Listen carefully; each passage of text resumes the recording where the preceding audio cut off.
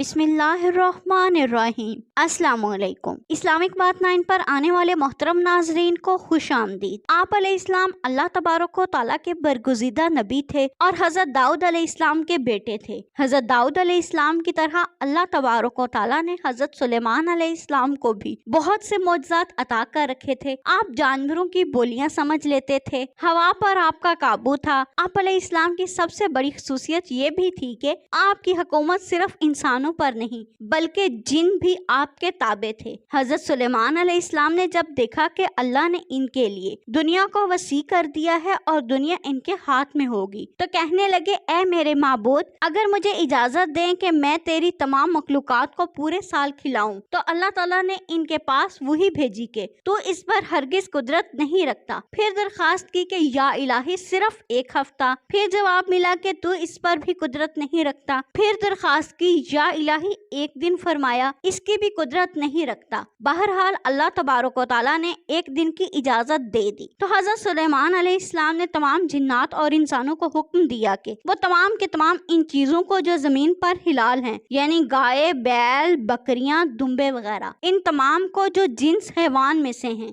यानी परिंदे वगैरह, जब वो जिन्नो इंस ने भी इन चीजों को जमा कर लिया तो इसके लिए बड़ी बड़ी देगें तैयार की गईं। फिर इन जानवरों को ज़िबा किया गया और इनको पकाया गया और हवा को हुक्म दिया कि खाने पर चलें ताकि खराब ना हो। फिर खानों को जंगल में फैला दिया गया। इसका तूल 1 महीने की मुसाफत के बराबर था। इसका अर्स भी इतना ही था। फिर अल्लाह ताला ने हजरत सुलेमान अलैहिस्सलाम के पास वही भेजी, ए सुलेमान अलैहिस्सलाम, तू मखलूकात में से किस से दावत शुरू करेगा? तो हजरत सुलेमान अलैहिस्सलाम ने फरमाया कि मैं दरिया के जानवरों से शुरू करूंगा। तो अल्लाह ताला ने बहरे मुहीत की एक मछली को हुक्म दिया कि वो हजरत सुलेमान अलैहिस्सलाम की ज़ियाफत में से खाए। चुनाचा इस मछली ने सर उठाया और कहा, ए सुलेमान अलैहिस्सलाम, मैंने सुना है कि तूने ज़ियाफत का दरवाजा खोल दिया है और मेरी ज़ियाफत तू करेगा। हजरत सुलेमान अलैहिस्सलाम ने फरमाया, ले और खाना शुरू कर। चुनाचा वो मछली आगे बढ़ी और दस्तरखान के शुरू से खाने लगी। मछली ने इस कदर खाया कि एक ही दफा में सारा खाना साफ कर दिया। इस मछली ने फिर आवाज लगाई कि ए सुलेमान, मुझे खाना खिलाओ और मेरी भूख मिटाओ। हजरत सुलेमान अलैहिस्सलाम ने फरमाया, तू तो सारा खागी और अब भी तेरा पेट नहीं भरा। तो मछली ने कहा, क्या इसी तरह मेजबान का जवाब होता है अपने मेहमान के लिए? ए सुलेमान अलैहिस्सलाम, आप खूब जान लीजिए कि मेरे लिए हर रोज इस तरह जितना तूने पकाया है दिन में 3 मरतबा मुतय्यन है और आज मेरे खाने के लिए रोकने का सबब तू बना है और तूने मेरे खाने में कमी कर दी। इसी वक्त हजरत सुलेमान अलैहिस्सलाम अल्लाह के सामने सजदा करते हुए गिर पड़े